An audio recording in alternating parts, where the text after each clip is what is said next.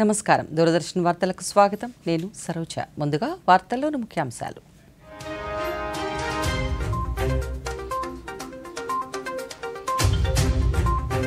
మూడు రోజుల అమెరికా పర్యటనకు బయలుదేరి వెళ్లిన ప్రధాని క్వాడ్ సదస్సులో పాల్గొనేందుకు ఉత్సాహంగా ఎదురుచూస్తున్నట్లు మోదీ వెల్లడి.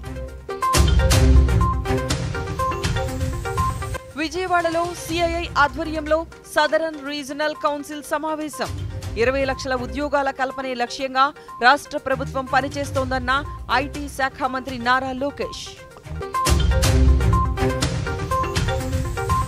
తిరుమల పవిత్రత, భక్తుల మనోభావాలు కాపాడేందుకు అత్యంత ప్రాధాన్యతనిస్తామన్న ముఖ్యమంత్రి. టీటీడీ ప్రక్షాళన చేపట్టామని చంద్రబాబు నాయుడు ప్రకటన. తిరుమల పవిత్రతను కాపాడేలా సంప్రోక్షణ చేయాలని తిరుమల తిరుపతి దేవస్థానం నిర్ణయం. 23 నుంచి శాంతి యాగాన్ని నిర్వహించేలా ఏర్పాట్లు. రాష్ట్ర వ్యాప్తంగా స్వచ్ఛతే సేవా కార్యక్రమాలు. సముద్ర తీరాలను శుభ్రం చేసిన అధికారులు, ప్రజాప్రతినిధులు. వివరాలు చూద్దాం. ప్రధానమంత్రి నరేంద్ర మోదీ 3 రోజుల పర్యటన నిమిత్తం అమెరికాకు బయలుదేరి వెళ్లారు. ఈ సందర్భంగా అమెరికా పర్యటనకు సంబంధించిన విశేషాలను సామాజిక మాధ్యమం ఎక్స్లో వివరించారు. అమెరికా అధ్యక్షులు జో బైడెన్ స్వస్థలం విల్మింగ్టన్లో నిర్వహించే క్వాడ్ సదస్సులో, అలాగే న్యూయార్క్లోని ఐక్యరాజ్యసమితి సాధారణ సభలో ప్రసంగించడానికి 3 రోజుల పాటు అమెరికాలో పర్యటించనున్నట్లు తెలిపారు. క్వాడ్ సదస్సులో నా మిత్రులు జో బైడెన్, ఆస్ట్రేలియా ప్రధానమంత్రి ఆంటోనీ ఆల్బనీస్, జపాన్ ప్రధానమంత్రి ఫుమియో కిషిడాలను కలుసుకునేందుకు ఉత్సాహంగా ఉన్నానని ప్రధాని పేర్కొన్నారు. ఇండో పసిఫిక్ ప్రాంతంలో శాంతి, పురోగతి, శ్రేయస్సు కోసం పనిచేయడానికి క్వాడ్ దేశాలు ఉమ్మడిగా సాగుతున్నాయని తెలిపారు. దేశ ప్రజల ప్రయోజనాలు, ప్రపంచ ప్రయోజనాల కోసం జో బైడెన్తో చర్చలు జరుపుతారని పేర్కొన్నారు. భారత్, అమెరికా సమగ్ర ప్రపంచ వ్యూహాత్మక భాగస్వామ్యాన్ని మరింత బలోపేతం చేయడానికి ఈ సమావేశం దోహదపడుతుందని పేర్కొన్నారు. సమ్మిట్ ఆఫ్ ద ఫ్యూచర్ అనే ప్రపంచ మానవాళి శ్రేయస్సు కోసం ముందుకు వెళ్లటానికి ఒక గొప్ప అవకాశంగా భావిస్తున్నట్లు తెలిపారు. శాంతియుతమైన, సురక్షితమైన భవిష్యత్తు కోసం నేను వారి అభిప్రాయాలను పంచుకుంటానని ప్రధాని వివరించారు.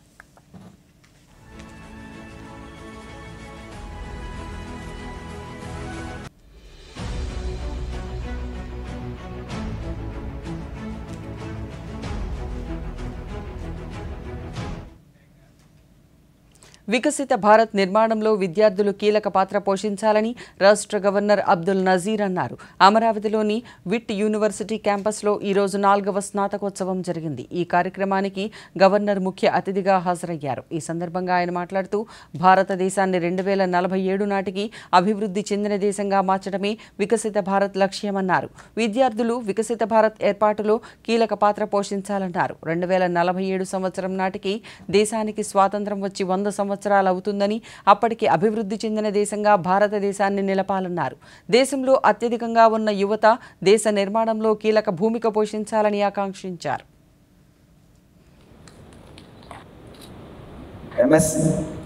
Today, I stand before you with immense pleasure, and I am honored to address this gathering of bright and enthusiastic minds, the future leaders, innovators, and torchbearers of our society. Actually, after hearing the speech of our guest, Sri Amjad Khan Patan, nothing is left to me now, because he has covered every aspect, and perhaps he is a role model to you all. I think he has also inspired you sufficiently. I am delighted to be a part of the 4th convocation ceremony of VIT AP University, which marks remarkable accomplishments of the graduating students of 2024. Today's convocation underscores VITP AP University's commitment to fostering well-rounded individuals who are not only academically proficient but also equipped to contribute positively to the society. The vision of Viksit Bharat at 2047 is aimed at transforming India into a developed nation by its 100th anniversary of independence in 2047. This agenda encompasses various crucial aspects of development, including economic growth. 20 లక్షల ఉద్యోగాల కల్పనే లక్ష్యంగా రాష్ట్ర ప్రభుత్వం పనిచేస్తోందని రాష్ట్ర IT శాఖ మంత్రి నారా లోకేష్ తెలిపారు. గత 5 ఏళ్లుగా పరిశ్రమల రంగం ఎన్నో ఇబ్బందులు ఎదుర్కొందని, కూటమి ప్రభుత్వం పరిశ్రమలకు అన్ని రకాలుగా సహాయ సహకారాలు అందించేందుకు సిద్ధంగా ఉందన్నారు. విజయవాడలో భారత పరిశ్రమల సమాఖ్య సిఐఐ ఆధ్వర్యంలో నిర్వహిస్తున్న సదరన్ రీజనల్ కౌన్సిల్ సమావేశంలో మంత్రి మాట్లాడుతూ రాష్ట్ర ప్రభుత్వం 100 రోజులలో సాధించిన ప్రగతిని వివరించారు. ప్రభుత్వం పారిశ్రామికవేత్తలకు మధ్య సంప్రదింపులకు ఫోరం ఏర్పాటు చేయాలని నిర్ణయించామని, వారం రోజుల్లోగా దీనికి సంబంధించి ఉత్తర్వులు విడుదల చేస్తామన్నారు. ప్రభుత్వాలు మారినా పాలన అలాగే ఉండాలని, పీపీఏలు రద్దు చేయడం వలన రాష్ట్రంతో పాటు దేశం కూడా నష్టపోయిందన్నారు. గత వైసీపీ ప్రభుత్వం తీసుకున్న నిర్ణయాల కారణంగా దేశానికి చెడ్డ పేరు వచ్చిందన్నారు. గత ప్రభుత్వం మాదిరిగా రహస్య జీవోలు ఇవ్వడం లేదని, ప్రతి అంశాన్ని ప్రజల ముందు ఉంచుతున్నామన్నారు. తిరుమల లడ్డూ ప్రసాదంలో అపవిత్ర పదార్థాలు కలిపిన వ్యవహారంలో మా సవాలును వైసీపీ నేతలు ఎందుకు స్వీకరించలేదని ప్రశ్నించారు. So single port of call will be the Economic Development Board, and the CEO just came in place 10 days back. So we're building the entire team under it. So there's not going to be a different promoting board for IT or electronics. I offered that I'll actually wind it up and we're going to do it with EDB. Like energy is a huge sector, but then data centers is another big sector. But when investors come and look at me, they say, I want to do the data center bit with renewable energy. So who do I talk to? So I can't expect them to talk to the IT minister and the energy minister. It's not going to work. Economic Development Board. So that layer is setting up. Give us 30 days, we're going to get done. As far as the joint consultative meeting, I would ask you for your dates. So you tell which dates, the entire team will be ready for you. So as simple as that. It could be the ministers or the secretaries. Please announce a date. We will all be available for you. No second thoughts about it. ప్రపంచంలోనే అత్యధిక కార్యకర్తలు కలిగిన రాజకీయ party BJP అని రాష్ట్ర వైద్య ఆరోగ్య శాఖ మంత్రి వై సత్యకుమార్ యాదవ్ అన్నారు. తిరుపతిలోని పాత మున్సిపల్ కార్యాలయ సర్కిల్లో ఈరోజు బీజేపీ సభ్యత్వ నమోదు రథాన్ని మంత్రి జెండా ఊపి ప్రారంభించారు. అనంతరం మంత్రి దూరదర్శన్తో ప్రత్యేకంగా మాట్లాడుతూ దేశవ్యాప్తంగా బీజేపీకి 18 కోట్ల మంది కార్యకర్తలు ఉన్నారని తెలిపారు. దేశంలో సమర్థవంతమైన పాలన కొనసాగుతుండడం వల్లనే కార్యకర్తల సంఖ్య పెరుగుతోందన్నారు. సభ్యత్వ నమోదుకు ప్రజల నుంచి అపూర్వ స్పందన వస్తోందన్నారు. ఇవ్వడం జరుగుతుంది. ప్రతి నియోజకవర్గానికి ప్రతి బూత్కి 200 మందిని సభ్యులుగా చేర్చే ప్రయత్నం చేస్తున్నాం. తద్వారా ఎన్ని బూతులు ఉంటే అంత సంఖ్యలో సభ్యులను చేర్చాలనే మేము ఒక లక్ష్యంగా పెట్టుకున్నాం. ఇవాళ తిరుపతి పట్టణంలో సభ్యత్వ నమోదు కార్యక్రమం బీజేపీలో సభ్యులుగా చేరడానికి ముందుకు వచ్చిన పన్నీర్ సెల్వం గారికి, ఇతర సోదరుడు రాజా గారికి ఇవాళ ఈ సమక్షంలో మిస్ కాల్ ఇవ్వడం ద్వారా సభ్యత్వం తీసుకోవడానికి అవకాశం ఉంది. 8800002024 ద్వారా కానీ, లేదా క్యూఆర్ కోడ్ని స్కాన్ చేయడం ద్వారా కానీ, లేదా నరేంద్ర మోడీ యాప్ నమో యాప్ ద్వారా కానీ సభ్యత్వం తీసుకోవడానికి అవకాశం ఉంటుంది. మీరు మిస్ కాల్ ఇచ్చిన వెంటనే ఒక ఓటీపీ నెంబర్కి వస్తుంది. దాని ఓటీపీ లింక్ని క్లిక్ చేస్తే దాంట్లో వివరాలు ఉంటాయి. మీ పేరు, పుట్టిన తేదీ, మీరు ఎక్కడుంటారో, మీకు సంబంధించిన అడ్రస్సు వివరాలు పొందుపరిస్తే సభ్యత్వం తీసుకోవడానికి అవకాశం ఉంటుంది. భారతీయ జనతా పార్టీ వాళ్ళ ప్రపంచంలోనే అత్యధిక మంది కార్యకర్తల బలం ఉన్న పార్టీ. 18 కోట్ల మంది కార్యకర్తల బలం ఇవాళ బీజేపీకి ఉంది.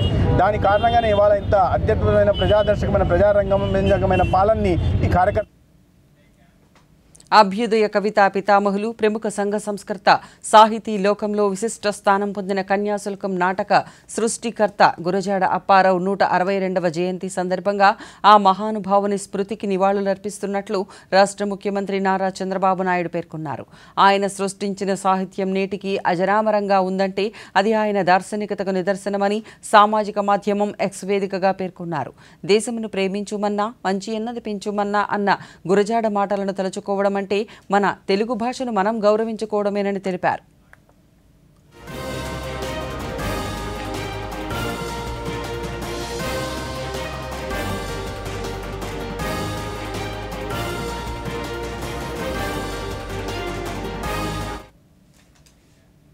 తెలుగు రచనా రంగంలో తనదైన ముద్ర వేసిన మహాకవి, తెలుగు భాషలో విప్లవాత్మక మార్పులకు ఆద్యులు గురజాడ అప్పారావు.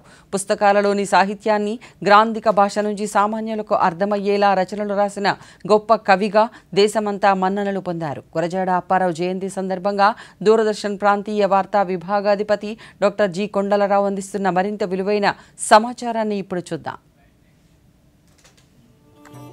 తెలుగు రచనా రంగంలో తనదైన ముద్ర వేసిన మహాకవి, తెలుగు భాషలో విప్లవాత్మక మార్పులకు ఆద్యుడు గురజాడ అప్పారావు. పుస్తకాల్లోని సాహిత్యాన్ని గ్రాంధిక భాష నుంచి సామాన్యులకు అర్థమయ్యే రచనలు రాసిన గొప్ప కవిగా దేశమంతా మన్ననలు పొందారాయన.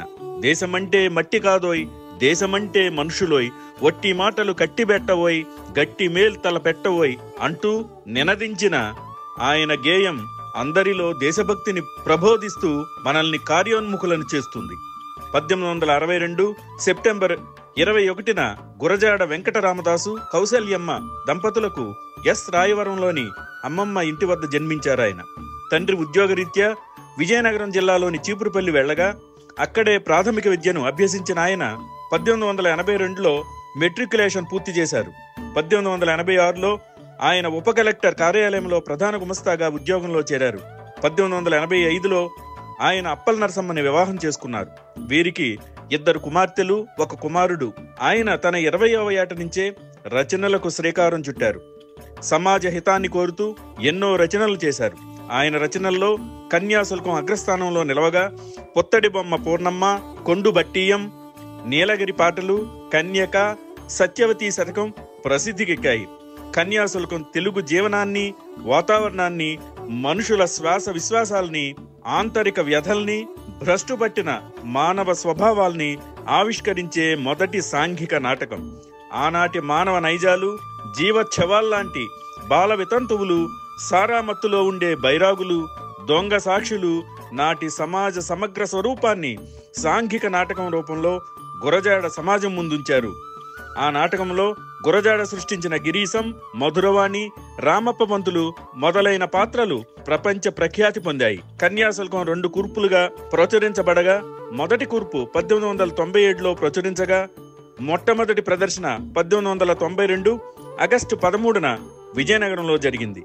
అయితే 1909లో ప్రచురించిన 2వ కూర్పే ప్రస్తుతం అత్యంత ప్రాచుర్యం పొంది ప్రజాదరణ పొందిన కన్యాశుల్కం.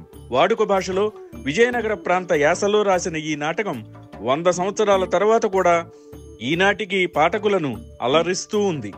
ఈ నాటకం కన్నడం, ఫ్రెంచ్, రష్యన్, ఇంగ్లీష్, తమిళం, హిందీ భాషల్లో కూడా అనువాదమైంది. పుత్తడి బొమ్మ పూర్ణమ్మ, దేశమును ప్రేమించుమన్నా, మంచి అన్నది పెంచుమన్నా అనే సుప్రసిద్ధ గేయాలు గురజాడ కలం నుండి జాలువారిన గేయాలే. తెలుగు సాహిత్యంలో వాడుక భాష వరవడికి కృషి చేసిన వారిలో ముఖ్యుడిగా ఉన్న గురజాడ అభ్యుదయ మహాకవి, కవితా పితామహుడు, కవిశేఖర లాంటి బిరుదులు పొందారు. 20వ శతాబ్ది తొలినాళ్లలో జరిగిన వ్యవహారిక భాషోద్యమంలో గురజాడ అప్పారావు తన ప్రాణ స్నేహితుడు గిడుగు రామ్మూర్తి పంతులతో కలిసి పోరాటం చేశారు. వారిద్దరూ కలిసి పత్రికల్లో, సభల్లో, మద్రాసు విశ్వవిద్యాలయంలో గ్రాంధిక భాషావాదులతో అలుపెరగని పోరాటం చేశారు. గిడుగు వాదనా బలానికి, గురజాడ రచనాశక్తి వ్యవహారిక భాషోద్యమానికి కృషి చేశారు. 1889లో విజయనగరంలో ఆనంద గజపతి డిబేటింగ్ క్లబ్కు ఉపాధ్యక్షునిగా పనిచేస్తున్న సమయంలో తమ్ముడు శ్యామలరావుతో కలిసి గురజాడ ఆంగ్లంలో పద్యాలు రాశారు.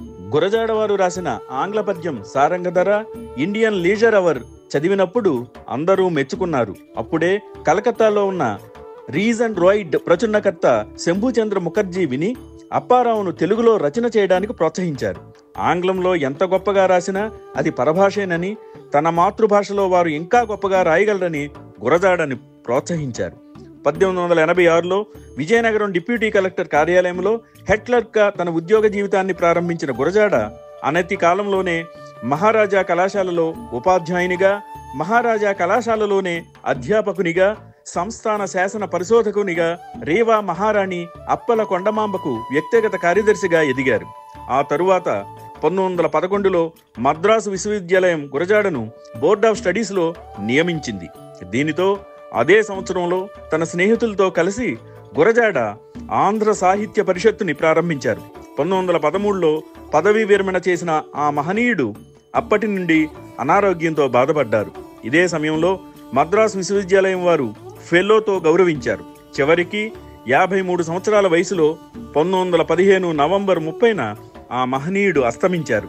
అయితే ఆయన రచనలు మాత్రం ప్రజలలో ఎనలేని దేశభక్తిని, సమాజం పట్ల జాగరూకతను పెంపొందించాయంటే ఏమాత్రం అతిశయోక్తి లేదు. ఇప్పుడు స్వల్ప విరామం.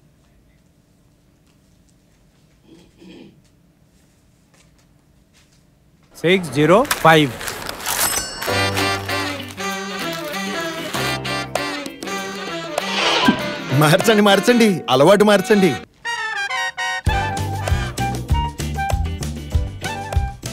మార్చండి మార్చండి, అలవాటు మార్చండి.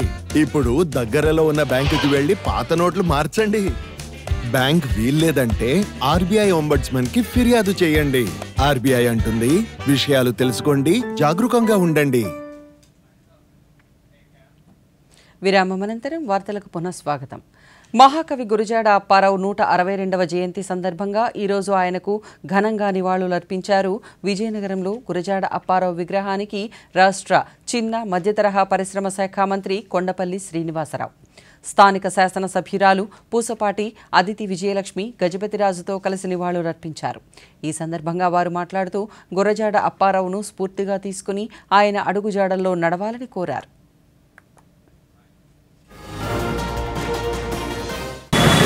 గురజాడ అప్పారావు గారి 162 జయంతి నాడు ఆయన గౌరవించుకుంటూ ఆయన తాలూకా ఇంటికి సందర్శించి ఆయన విగ్రహానికి దండం వేసి ఈరోజు సెంటర్లో ఉన్న విగ్రహాన్ని కూడా మనం పుష్పాంజలి వేసి నమస్కరిస్తున్నాం.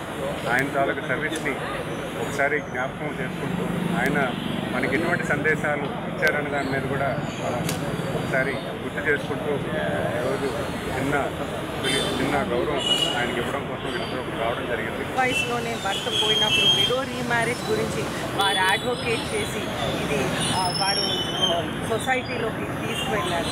వారు మహారాజా ఆనంద్ గజపతి రాజు గారుతో పాటు కలిసి పనిచేసి ఎన్నో మంచి కవిత్వాలు, ఎన్నో మంచి క్రేజు, సమాజంలో ఎన్నో మార్పులు కూడా తీసుకురావడానికి ప్రయత్నం చేసి నూజివీడు నియోజకవర్గాన్ని రాష్ట్రంలోని ఆదర్శవంతమైన నియోజకవర్గంగా తీర్చిదిద్దుతామని రాష్ట్ర సమాచార పౌర సంబంధాల శాఖ మంత్రి కొలుసు పార్థసారథి అన్నారు. నూజివీడులో త్రాగునీటి పైపులైన్ల నిర్మాణానికి మంత్రి ఈరోజు శంకుస్థాపన చేశారు. అంతకుముందు ఎన్డీఏ కూటమి 100 రోజుల పాలన సందర్భంగా ఇంటింటికి వెళ్లి ప్రభుత్వం గత 100 రోజుల్లో చేపట్టిన అభివృద్ధి పనులను ప్రజలకు తెలియజేశారు. ఈ సందర్భంగా మంత్రి మాట్లాడుతూ నూజివీడు పట్టణంలో ఒకే విధమైన డ్రైనేజ్ వ్యవస్థ ఏర్పాటు చేస్తామన్నారు.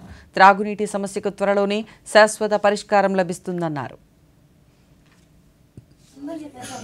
మన ప్రభుత్వం వచ్చిన తర్వాత అమ్మ దాదాపు 17,000-20,000 దాకా ఉద్యోగాలు, 16,347 ఏమో టీచర్ ఉద్యోగాలు, చదువుకున్న పిల్లలకు ఉద్యోగాలు కదా ముఖ్యం. తర్వాత పోలీస్ డిపార్ట్మెంట్ అన్నింటిలో రిక్రూట్మెంట్ చేస్తాం. కేవలం 5 రూపాయలతో మంచి క్వాలిటీ భోజనం అంతా పెడుతున్నారు. తర్వాత పెన్షన్లు 4,000 చేశారు. మన ఇంటి ఎవరికైనా వస్తుందా? 3,000 నుంచి ఒకటేసారి 4,000 చేశాం. ధాన్యం కొనుగోలుకి రైతుల దగ్గర కొన్న ధాన్యానికి డబ్బులు ఎగ్గొడితే పోయిన ప్రభుత్వం, ఈ ప్రభుత్వం 640 కోట్లు ఇచ్చాం. దేవాలయాల పవిత్రత, భక్తుల మనోభావాలను కాపాడేందుకు అత్యంత ప్రాధాన్యతను ఇస్తామని ముఖ్యమంత్రి నారా చంద్రబాబు నాయుడు అన్నారు. ప్రతి మతానికి కొన్ని సాంప్రదాయాలు, కట్టుబాట్లు ఉంటాయని, ప్రభుత్వం వాటిని కాపాడాల్సిన అవసరం ఉంటుందని పేర్కొన్నారు. మంగళగిరి టీడీపీ కేంద్ర కార్యాలయంలో సందర్శకుల నుంచి వినతులు స్వీకరించిన సందర్భంగా మీడియాతో మాట్లాడుతూ గత ప్రభుత్వ హయాంలో దేవాలయాల్లో అనేక అపచారాలు జరిగాయన్నారు. రామతీర్థంలో రాములవారి విగ్రహ తల తొలగిస్తే కనీసం చర్యలు తీసుకోలేదని, ప్రజల మనోభావాలు విలువ ఇవ్వలేదని ముఖ్యమంత్రి ఆగ్రహం వ్యక్తం చేశారు. పోలవరం, అమరావతిని నిర్వీర్యం చేశారన్నారు. ప్రశ్నించిన వారిపై ఎదురుదాడి చేసి అసత్య ప్రచారం చేశారన్నారు. తిరుమల శ్రీవారి ప్రసాదం విషయంలో ఎన్డీడీబీ రిపోర్ట్ ఇస్తే దానిపై సమాధానం చెప్పకుండా బుకాయించే వాళ్లను ఏమనాలని పేర్కొన్నారు. ప్రభుత్వం మారిన వెంటనే తిరుమల ప్రక్షాళనకు చర్యలు చేపట్టామన్నారు. లడ్డూ నాణ్యత పెంచారని పేర్కొన్నారు. రాష్ట్రంలోని అన్ని దేవాలయాల్లో ప్రసాదాల నాణ్యతా పరీక్షలు, అవసరమైన సంప్రోక్షణ కార్యక్రమాలు చేపడతామని ముఖ్యమంత్రి ఈ సందర్భంగా వివరించారు.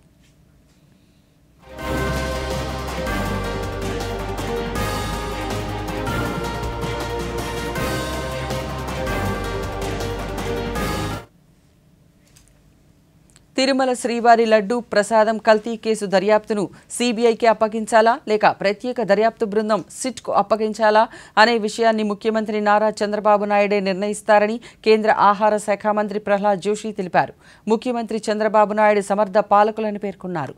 రాష్ట్ర ప్రభుత్వమే తిరుమల లడ్డూ వ్యవహారంపై తగిన నిర్ణయం తీసుకుని దోషులను కఠినంగా శిక్షించాలని ఆయన పేర్కొన్నారు. तिरुपति लड्डू के बारे में मुख्यमंत्री जी ने कहा है कि बहुत ही गंभीर मामला है, इसका पूरा जांच होना चाहिए. जो कुछ भी बाहर आया है लैब रिपोर्ट वगैरह, ये तो एकदम खतरनाक है. तो पूरा करोड़ों करोड़ों लोगों का श्रद्धा का विषय है. तो इसलिए श्रीमान चंद्रबाबू नायडू जी ने लैब का जो रिपोर्ट उन्होंने पब्लिक किया है उसके बारे में पूरे तरीके से जांच होना चाहिए. चंद्रबाबू इज एबल एडमिनिस्ट्रेटर, वो डिसाइड करेंगे सीबीआई को देना है या एसआईटी गठित करना है, वो सब प्रदेश सरकार. రాష్ట్ర ఐటీ శాఖ మంత్రి నారా లోకేష్ ఈ రోజు ఉండవల్లిలో ప్రజా దర్బార్ కార్యక్రమాన్ని నిర్వహించారు.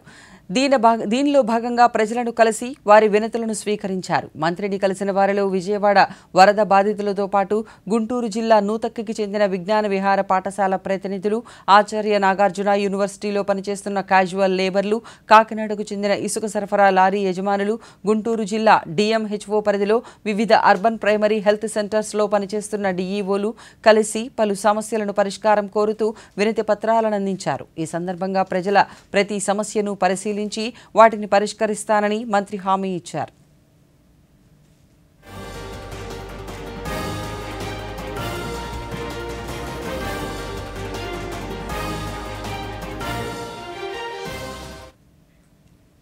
గత ప్రభుత్వ హయాంలో తిరుమల కొండపై పలు అపచారాలు జరిగాయని రాష్ట్ర గనులు, ఎక్సైజ్ శాఖ మంత్రి కొల్లు రవీంద్ర అన్నారు. మచిలీపట్నం మంత్రి కార్యాలయంలో ఈరోజు ఆయన దూరదర్శన్తో మాట్లాడుతూ గత పాలకులు, వారి అనుచరులు పలు అక్రమాలకు పాల్పడినట్లు ఆరోపించారు. భక్తులకు అందించే దర్శన సదుపాయాల నుంచి మహాప్రసాదంగా భక్తులు భావించే తిరుపతి లడ్డూ వరకు ఎన్నో అక్రమాలకు పాల్పడినట్లు తెలిపారు. నెయ్యి విషయంలో లోపాయికారి ఒప్పందాలు చేసుకుని జంతు కళేబరాలకు సంబంధించిన కొవ్వును వాడడం విచారకరమన్నారు.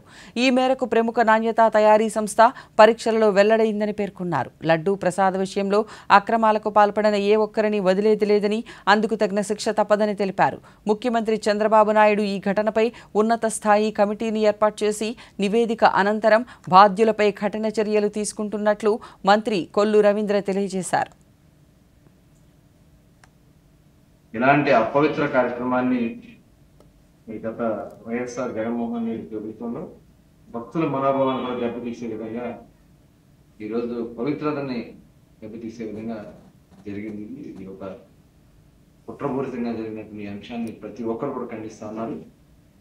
దీన్ని వెంకటేశ్వర స్వామి సామాన్యంగా ఇలాంటి అపవిత్ర కార్యక్రమాలు చేస్తే ఆ స్వామి ఖచ్చితంగా శిక్షిస్తారు. అలాగే ప్రభుత్వ పరంగా కూడా మొత్తం పూర్తి స్థాయిలో విచారణ గౌరవ ముఖ్యమంత్రి గారు ఆదేశించడం జరిగింది. ప్రపంచంలో నలుమూలల నుంచి కూడా ప్రతి ఒక్కరూ దీన్ని ముక్తసరిగా ఖండిస్తా ఉన్నారు. తప్పకుండా దీని మీద కఠిన చర్యలు ఉంటాయి. Total investigation. గత ప్రభుత్వం పర్యాటక రంగాన్ని పూర్తిగా విస్మరించిందని, కూటమి ప్రభుత్వం రాష్ట్రంలో పర్యాటక రంగ అభివృద్ధికి అన్ని రకాల చర్యలు తీసుకుంటున్నట్లు రాష్ట్ర పర్యాటక శాఖ మంత్రి కందుల దుర్గేష్ అన్నారు. కాకినాడ జిల్లా వాకలపూడి సమీపంలోని ఎన్టీఆర్ బీచ్ను ఈరోజు మంత్రి సందర్శించారు. ఈ సందర్భంగా ఆయన మీడియాతో మాట్లాడుతూ రాబోయే కాలంలో కాకినాడ ఎన్టీఆర్ బీచ్ను సర్వాంగ సుందరంగా తీర్చిదిద్దుతామన్నారు. గత ప్రభుత్వం బీచ్ నిర్వహణను పట్టించుకోలేదని తెలిపారు. రానున్న కాలంలో ఇదే బీచ్ను అన్ని విధాలుగా అభివృద్ధి చేసి జనవరి మాసంలో బీచ్ ఫెస్టివల్ను నిర్వహిస్తామని మంత్రి వెల్లడించారు. శ్రీనివాస్ గారు, జేసీ గారు, ఆర్డీ గారు అందరం కలిసి ఈ ప్రదేశాన్ని పర్యటించడం జరిగింది. ఇక్కడ ఎంతో అద్భుతమైనటువంటి సముద్రం పక్కన, దానికి ఆనుకుని బ్యాక్ వాటర్స్తో వచ్చేటువంటి క్రీక్ ఒక పక్కన, అదేవిధంగా ఈ ప్రాంతంలో పచ్చదనం ఇవన్నీ కలిపి ఒక సుందరమైనటువంటి ప్రాంతం ఈ కాకినాడ బీచ్ ప్రాంతం. అయితే దీన్ని గడిచిన 5 సంవత్సరాల కాలంలో ఏ రకమైనటువంటి ఆలనా పాలన లేకపోవటం వల్ల, ప్రారంభించిన కార్యక్రమాలను కూడా పూర్తి చేసుకోలేకపోవటం వల్ల ఇవన్నీ కూడా కుంటుపడిపోయినాయి. అటువంటి నేపథ్యంలో మా ప్రభుత్వం అధికారంలోకి వచ్చిన వెంటనే రాష్ట్రం మొత్తం మీద ఉన్నటువంటి పర్యాటక ప్రాజెక్టులన్నింటినీ కూడా మళ్ళీ పట్టాలెక్కించాలని, తద్వారా ఆంధ్రప్రదేశ్ రాష్ట్రంలో పర్యాటక రంగం అభివృద్ధి సాధించాలనేటువంటి ఆలోచనతో ముఖ్యమంత్రి గారు కానీ, డిప్యూటీ ముఖ్యమంత్రి గారు కానీ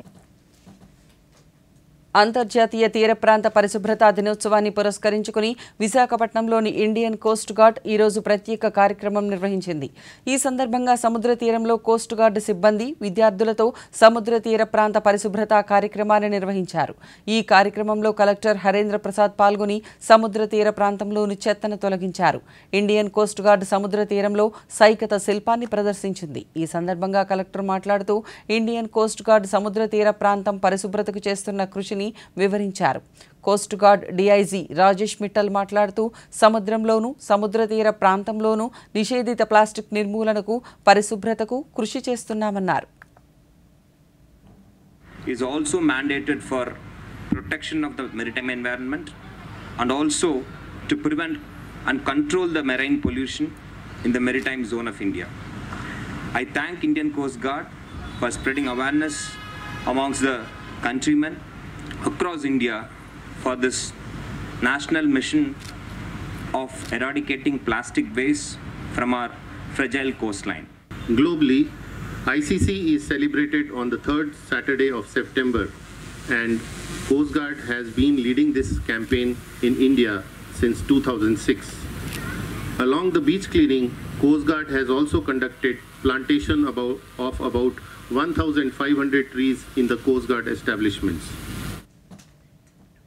సైబర్ నేరాలపై ప్రత్యేక దృష్టి సారించామని విశాఖపట్నం రేంజ్ డీఐజీ గోపీనాథ్ జెట్టి అన్నారు. శ్రీకాకుళం పోలీసు అధికారులతో ఆయన ఈరోజు శాంతి భద్రతలపై సమీక్షించారు. అనంతరం డీఐజీ మీడియాతో మాట్లాడుతూ సైబర్ నేరాల పట్ల ప్రజలకు అవగాహన కల్పిస్తూనే మరోవైపు నిందితులను గుర్తించే చర్యలు చేపడుతున్నామన్నారు. రేంజ్ పరిధిలో గంజాయి అక్రమ రవాణాపై ఉక్కుపాదం మోపుతున్నామని తెలిపారు. విస్తృత తనిఖీల ద్వారా గంజాయి అక్రమ రవాణాకు అడ్డుకట్ట వేస్తున్నట్లు చెప్పారు. యువత మాదక ద్రవ్యాల బారిన పడకుండా అవగాహన కార్యక్రమాలను నిర్వహిస్తున్నామని, శాంతి భద్రతల పరిరక్షణకు చర్యలు చేపట్టామని వివరించారు. దానిలో భాగంగానే ఆఫీసర్స్ అందరితో కూడా ఒకసారి కలిసి వాళ్ళతో ఇంటరాక్ట్ అవ్వాలని చెప్పి నేను రావడం జరిగింది. మనకి జిల్లాలో ఈ రోడ్ యాక్సిడెంట్స్, అది both fatal non fatal road accidents, దాంతోపాటు సైబర్ క్రైమ్కి సంబంధించినటువంటి కేసెస్, ఈ 174 కేసెస్ అన్ఐడెంటిఫైడ్ డెడ్ బాడీకి సంబంధించినటువంటి కేసెస్, ఈ మధ్యకాలంలో ఈ సంవత్సరంలో కొంత ఈ గాంజాకు సంబంధించినటువంటి కేసెస్ కూడా ఎక్కువగా రిపోర్ట్ అవడం గమనించడం జరిగింది. ఈ ట్రాఫిక్ సమస్యని ఎలా తీరుస్తారనే దాని మీద కూడా ఎస్పీ గారు ఇప్పుడే తెలియజేశారు. ఈ బ్లాక్ స్పాట్స్ ఎక్కడెక్కడైతే శ్రీ సత్యసాయి జిల్లా పుట్టపర్తి అన్న క్యాంటీన్ను శాసనసభ్యురాలు పల్లె సింధూరారెడ్డి ఈరోజు సందర్శించారు. మాజీ మంత్రి పల్లె రఘునాథరెడ్డితో కలిసి ఆమె క్యాంటీన్లో అల్పాహారం స్వీకరించారు. అనంతరం సింధూరారెడ్డికి ప్రజలను పలుకరించి భోజన సౌకర్యాలను అడిగి తెలుసుకున్నారు. ఈ సందర్భంగా ఆమె మాట్లాడుతూ అన్న క్యాంటీన్ ఏర్పాటు ముఖ్యమంత్రి నారా చంద్రబాబు నాయుడు తీసుకున్న మంచి ఆలోచనగా పేర్కొన్నారు. నిరుపేదలకు ఇది ఎంతగానో ఉపయోగపడతాయని తెలిపారు. రానున్న రోజుల్లో నియోజకవర్గంలోని ప్రతి మండలంలో అన్న క్యాంటీన్ ఏర్పాటు చేసే విధంగా ప్రభుత్వానికి ప్రపోజల్ పంపినట్లు తెలిపారు. 800 మంది పైచులకు మంది ఈ రోజు ఇక్కడ భోజనం చేస్తారండి. సబ్సిడైజ్డ్ రేటు 5 రూపాయలకి మామూలుగా బయట ఒక టీ కూడా రాని రోజులు ఈ మధ్య కాలంలో.